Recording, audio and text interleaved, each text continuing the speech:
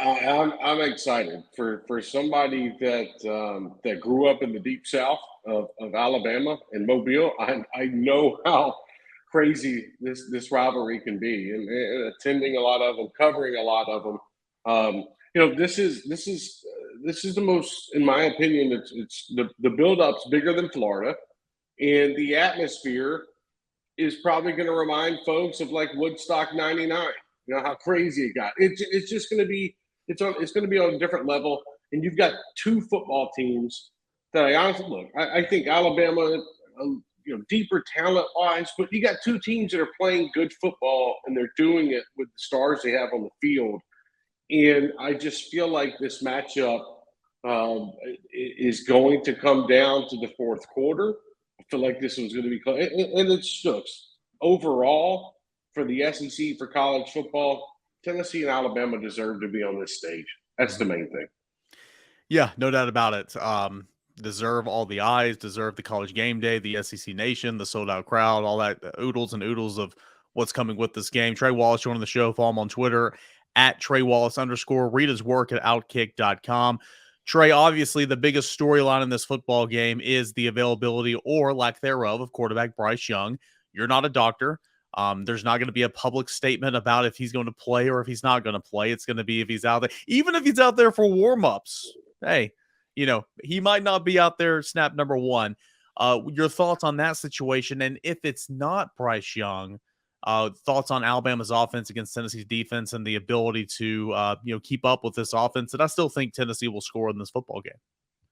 If it's not Bryce Young, let's start there. If it's not Bryce Young, this works out in Tennessee's favor because I feel like Jalen Milroe just did. I look at his numbers from last week, and that's fine, the touchdowns and whatnot. But I think that he struggles throwing the ball down the field.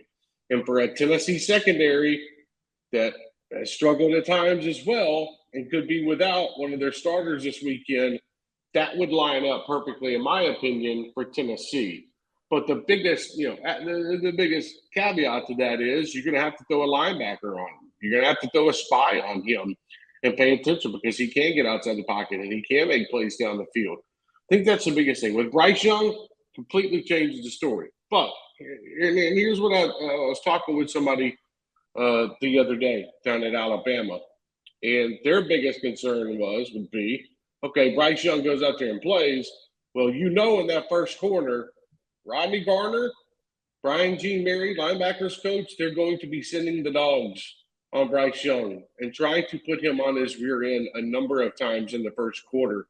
So I say that to say this. If Bryce starts, I wonder how long he even lasts in the football game with an arm that, man, he's looking at it, barely being able to throw passes 50 yards down the field. He's practiced this week a little bit over the last 2 days. But I'm very interested to see how they roll this out there because it's almost like the same situation that's going on in Kentucky right now. Like Will Levis can do certain things, but he's not going to be able to run the football this weekend. So you look at Bryce Young and what they're going through. It's just a tough spot for them, and there's no way to get around it besides him playing with pain. And I think that's what it's going to come down to on Saturday. And I mean, it's, I've said this all week. Well, first and foremost, I mean, this is the first time in 7 years Tennessee goes into this matchup actually with an opportunity to win the football game. Will it win the football game? I don't know, but it can 100%. If I'm Nick Saban, Trey, I'm sitting here thinking, I need Young to win this football game. Now, Alabama can certainly still win it without him, but it's a lot to risk, in my opinion, if you were to sit him and say you lose this football game. Alabama's got to obviously get back to Atlanta, win that game, and then go to the college football playoff. You don't have a built-in loss somewhere to kind of help you out here. It's just a lot at stake with this opportunity or with this situation with Bryce Young, who, if he does get out there, as you pointed out, Tennessee's got to be aggressive because he will not be anywhere near 100%. Yeah, I think the biggest thing, too, is, and this is going to sound offbeat for the game this weekend, but there's still a scenario where both teams can afford an L. And I think that's something to pay attention to. Alabama can technically afford an L, but they'd have to run the table. So and you have to look at tiebreakers. So I think you have to just kind of throw that out there this weekend where if my guy can go and my quarterback says he can play, then you're going to have to put him out there, but you have to be very, very cautious with him because that first or second hit, then he's done. Like you were talking about, he's done for the rest of the season. There's no coming back from that. And Alabama has aspirations for a national championship, just like Tennessee has aspirations for. But Tennessee's not dealing with a quarterback situation right now, especially a starter. So I think that kind of it goes into what Alabama's going to do game plan wise. And to be honest with you, I could see Alabama doubling up on Saturday, running Jalen and then also having Bryce play. I think if it comes down to it, Bill O'Brien, Saban, they're going to do whatever they have to do to score points. And it could be a spot where, they run two quarterbacks. What is an underrated matchup in this football game? Could be from the Tennessee side or from the Alabama side, from, whichever one gets that advantage, that we're not really paying attention to, that we should be paying more attention to, saying, hey, if this group or this player does this, this team, has a real good chance of winning. I think I honestly think it's going to come down to the running backs being able to block for Tennessee. That's huge to me. Jabari Small, Jalen Wright. We can go down the list. Sampson, if he's available, whatever. But the guys being able to block, because you're going to have Will Anderson coming off that edge. You're going to have, Toa trying to get through the middle, get after the quarterback. The biggest thing to me is having that extra blocker for Hendon Hooker when they decide to spread out the field and go deep. You got to have him enough time in the pocket. You got to give him enough time. So how do the running backs play in that scenario when it comes to locking down that defender that comes at them? I think that's something to watch. I know it's kind of off base, but I think that even the running game in general, that's fine. But to me, it's how much time that they give Hendon Hooker. And look, it starts up front with your offensive line. Gerald Mincey probably going to be back this weekend for Tennessee at left tackle. So you have options there.